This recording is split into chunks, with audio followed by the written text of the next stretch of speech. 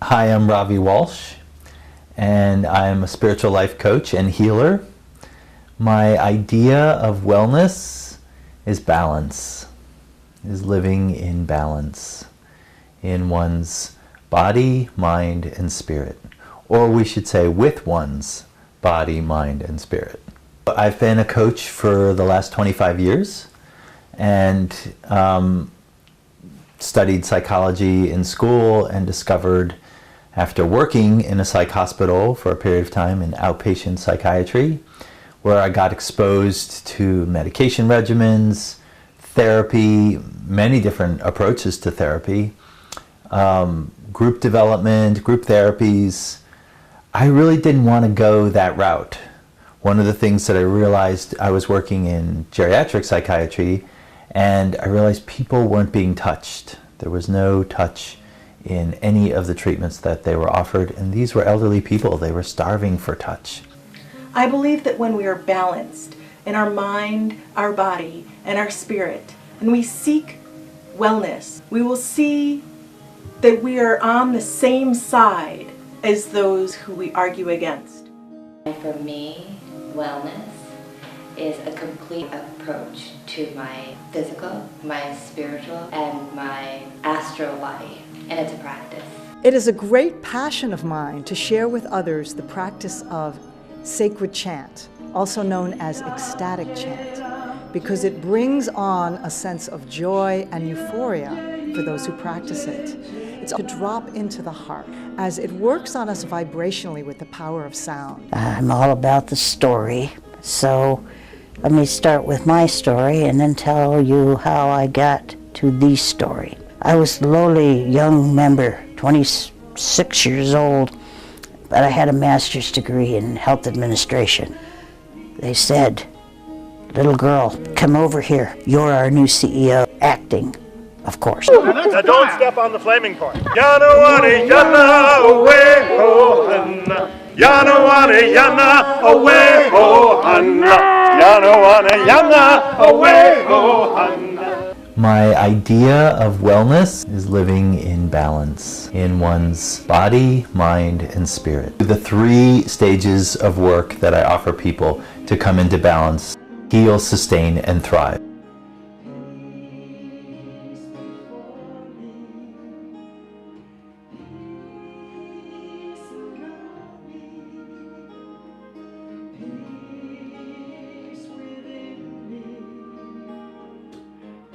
Love your body, take control of your time, steward your finances, tune into your intuition, balance your mind, and calm your emotions. Teaching Ithaca Wellness.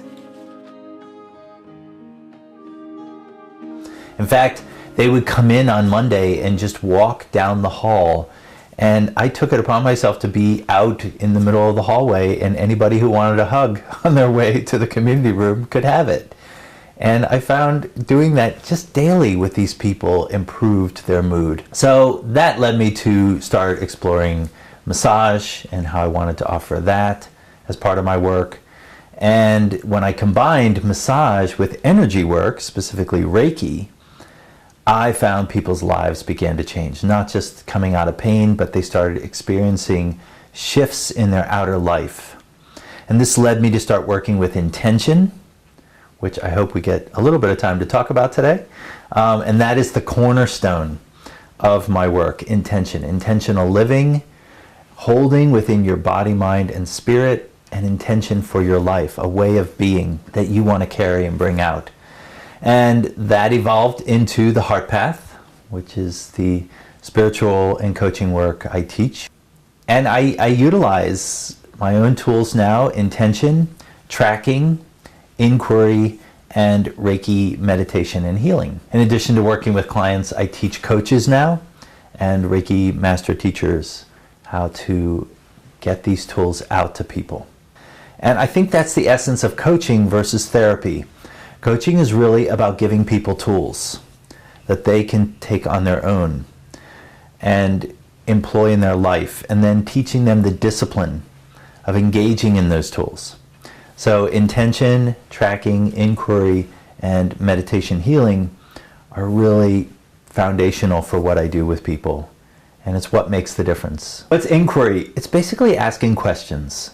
In all the spiritual traditions, in all the ancient healing traditions, what healers and teachers have done is ask students questions.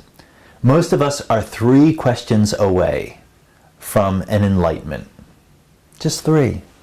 If you could ask a person 3 consecutive questions, they'll find their own way out of whatever maze their mind has got them believing. And the first thing that I do with people is have them set a heart-centered intention. We now know that there are neurons here, here, and here. In your gut, there are neurons. We're just beginning to rediscover, because ancient traditions knew how to access these 3 centers of your body, mind, spirit. So that's what I do. Intention allows people to get out of their head for what they want to change, what's right, what's wrong about their life. Who do you want to be? Who do you want to be tomorrow morning when you wake up? How about setting that state of being as your intention? And then learning how to see through that lens, instead of this is right, this is wrong, I got what I wanted, I didn't get what I wanted. How about you start to ask deeper questions? Now, how is this experience that I'm going through actually supporting me, guiding me to fulfill my intention in my life? Those are the first questions that I ask people. You know, we all have coincidences, synchronicities happen to us. And we know they mean something because they change our entire energetic experience in life. We feel excited. We want to share with our friends what happened to us. Or we see an animal that we encounter, a deer, that's not just kind of getting in the way, as we drive, but maybe that deer actually stops and looks at us. And we know we have a connection with it in that moment. And 95% of us ask, what did that mean? Why did that happen to me today? These are great questions. And tracking allows us to get deeper into our own answers around that. So how does that look? Well, I'm thinking now of a woman who started to work with me, and one of the things that she really knew she needed to do in her life was slow down. Her day was typical working mom's day, and she's driving frantically to make up time lost, on the way to work. And as she's doing so, I told her to look for animals that might show up for her. And she looks out her passenger side window, and there's a fox running along next to her car. Her daughter, who's listening to some music or something in the back, says, "Hey Mom, there's a fox running next to our car." And the daughter says, "It wants to cross the street. Slow down. Let it cross the street." Mom's like, okay, I'll slow down. So she starts to slow down. The fox doesn't speed up to cross the street. The mom slows down even more. There was no traffic behind her, so it was fine. Until finally she stops right in the street.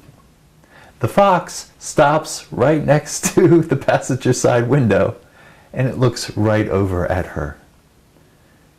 Everybody in the car just took off their devices and looked out the window, and the fox just looked right back at them.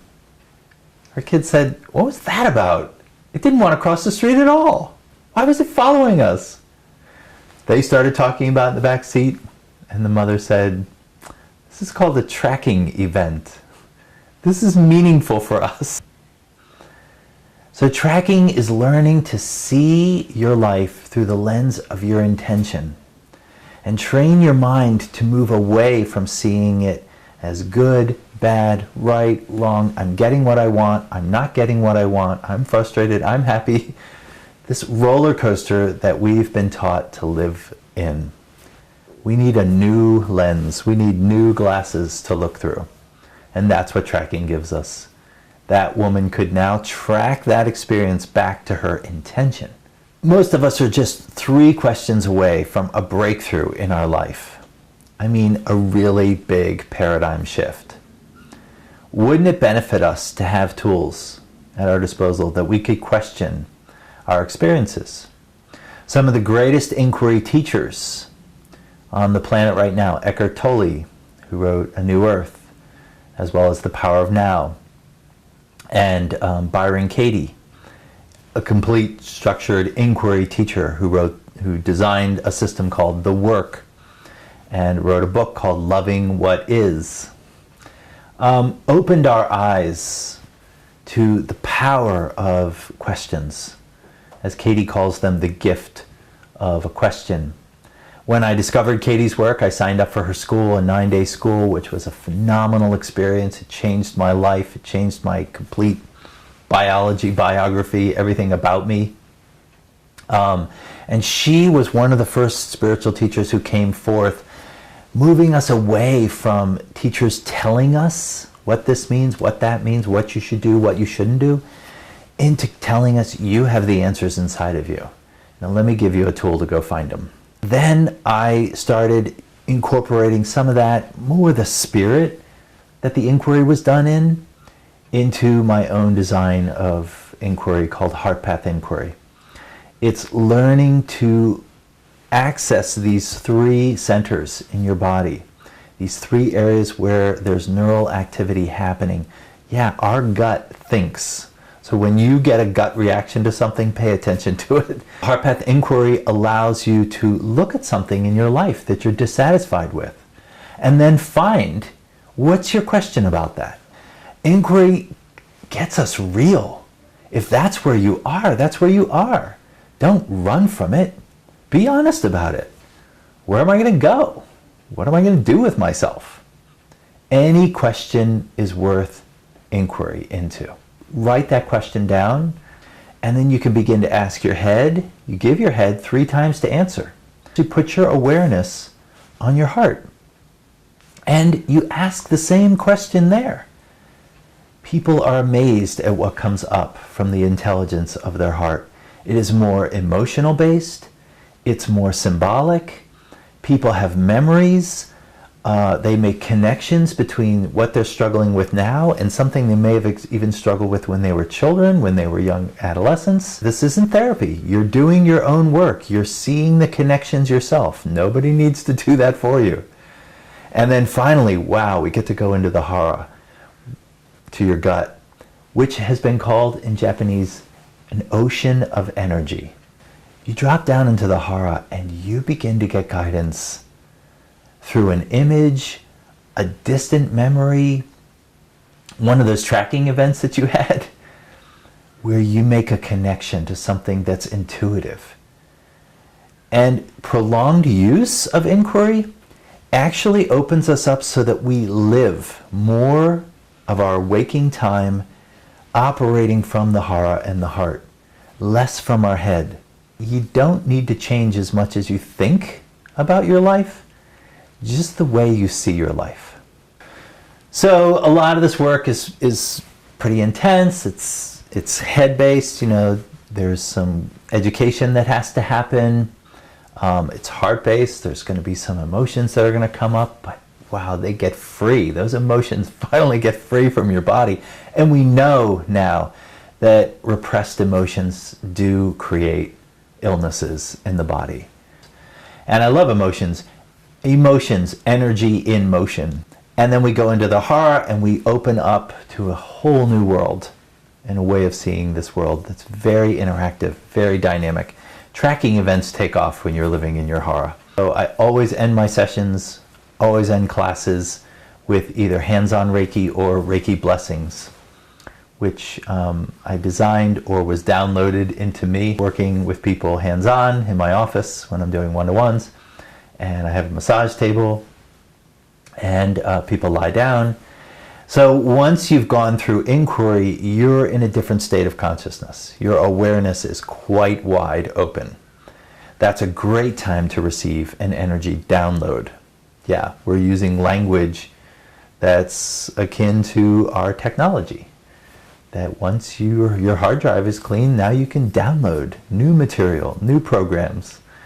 And that's kind of what the experience of receiving Reiki is.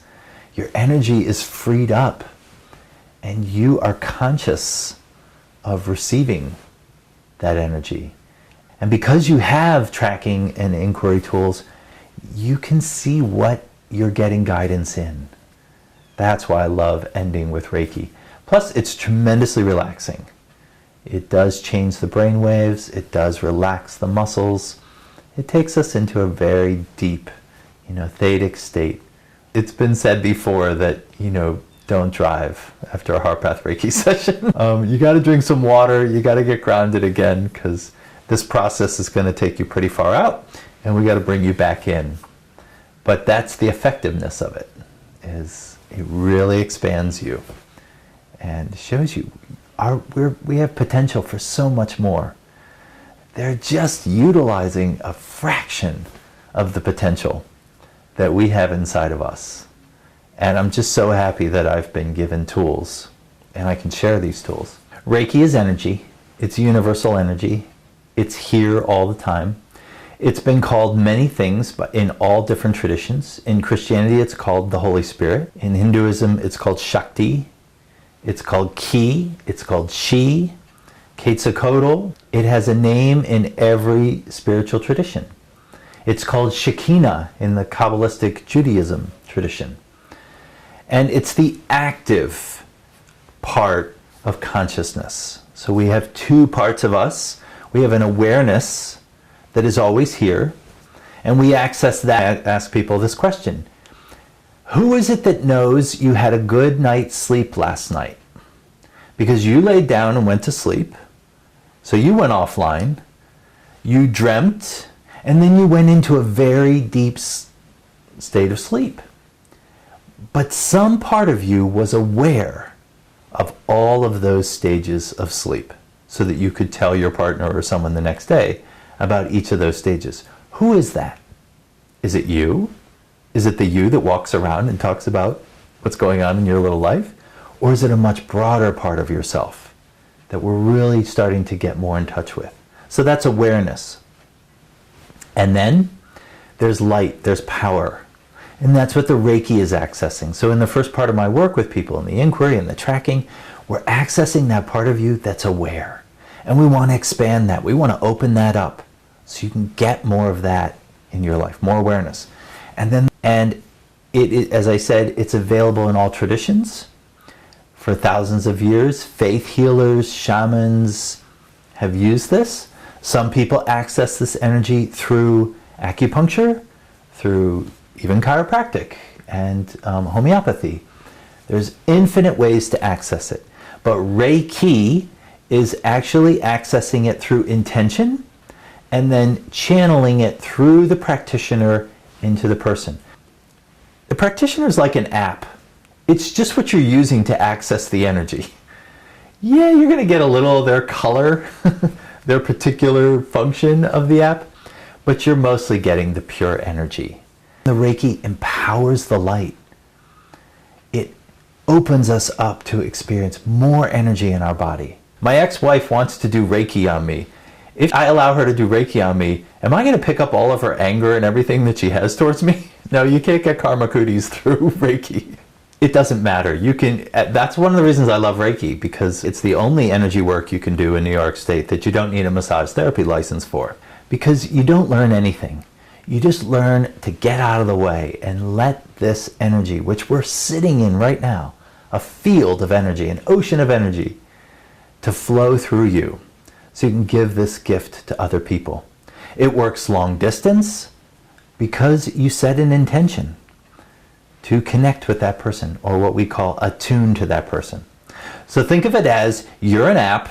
Somebody comes to you, they want Reiki, you set the intention to give that, take some deep breaths in and out, maybe you rub your hands to open up the chakras, the energy centers in your hands, and you place them on the person's body. It is such a gift to humanity to have Reiki. I've been working with it easily for 30 years now, and I've only seen amazing transformations happen in people's lives with it. Honestly, Allison, I don't think we even know yet what exactly it is. We have ways of describing it, but we're working with something that is tremendously beneficent to humanity. And I'm only excited to find out more of what it does and how it changes people's lives.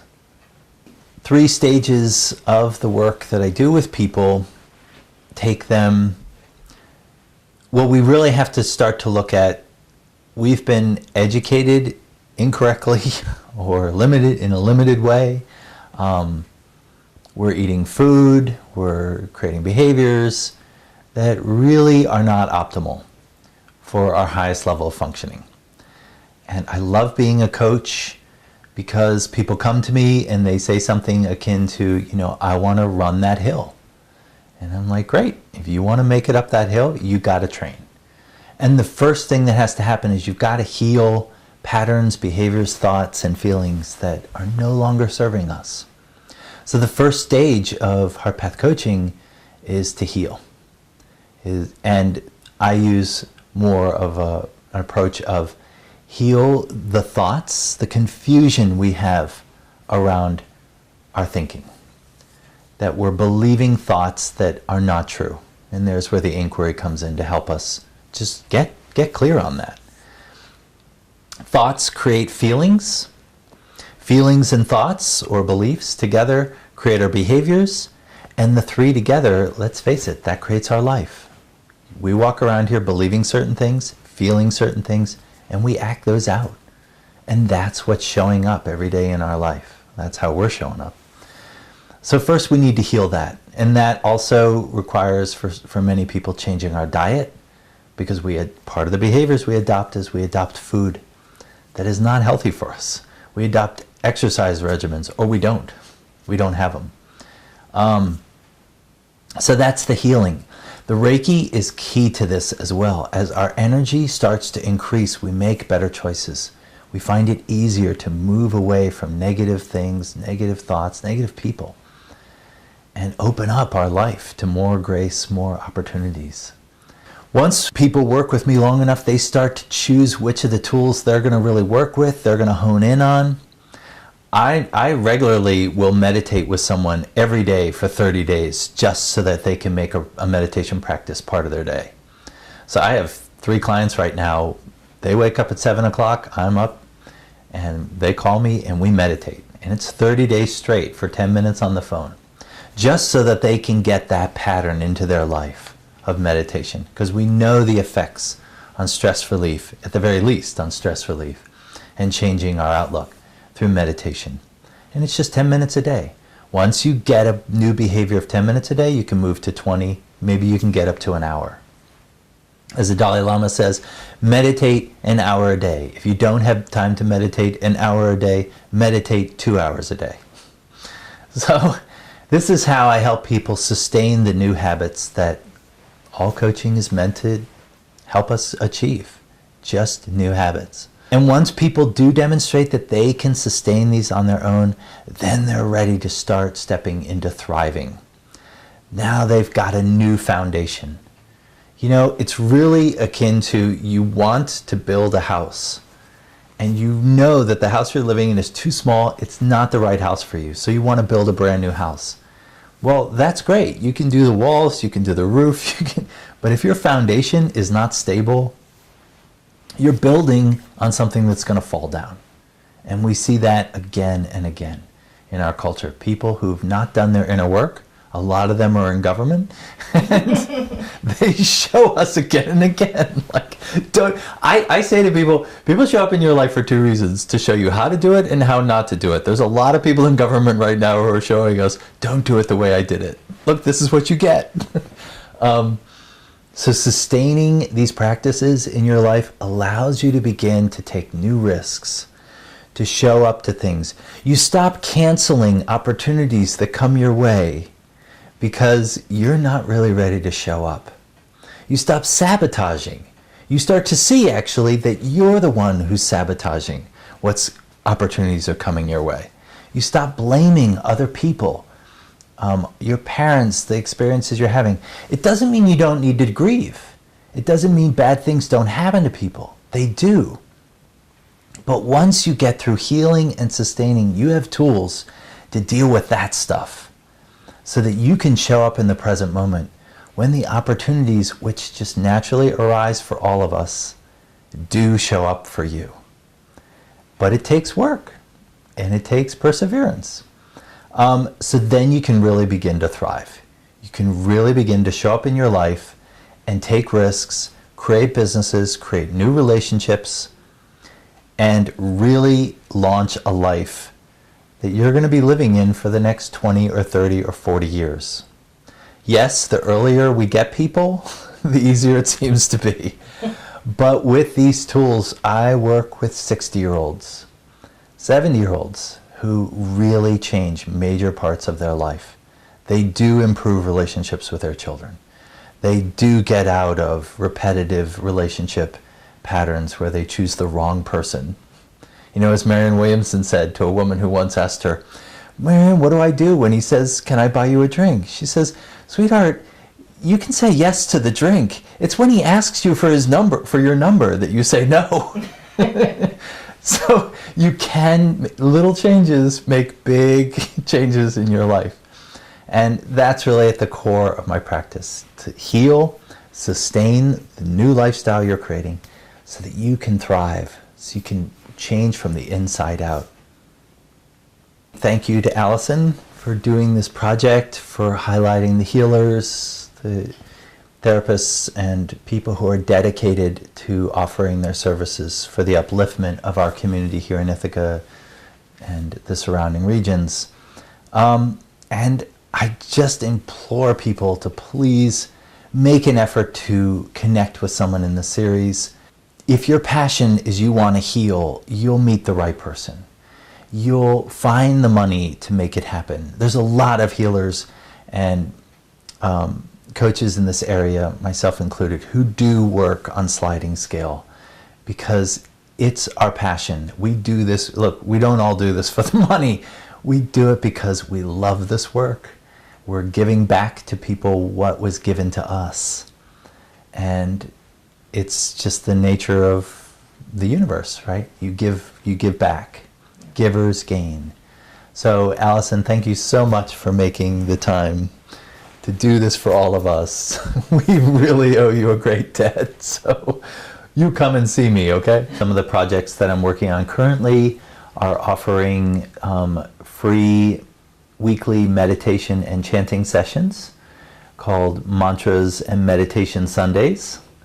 That's 8:15 to 9:15 every Sunday right here in my home office, as well as offering courses and online groups to support people in developing a wellness lifestyle that they can sustain on their own. So some of those courses include an upcoming course called Take this again. Some of those courses include an upcoming 10-week course where most people have heard of mastermind classes. Well, this is called a mastermind and heart course, where you get to go through the 3 stages of work that I offer people to come into balance, aka wellness in their life, and that is heal, sustain, and thrive.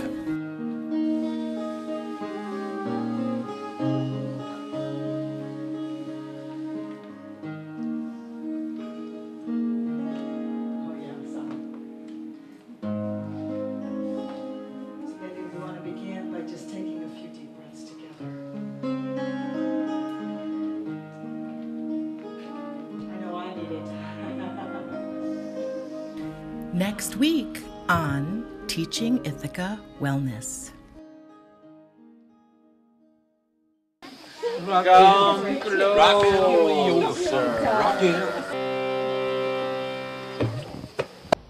At Yoga Farm, we teach practices and tools that help our students and clients love and live in a healthy body, experience kindness of their mind, and to feel the rapture of being alive in their soul. And along the way, our students cultivate the garden of their life. My name is Jeannie O'Neill. I am one of the trainers, along with Christopher and Daniela, and we teach people to be mindful warrior yoga teachers. One of the main purposes of my yoga classes is to really make it accessible for people So for me, yoga is a way of life.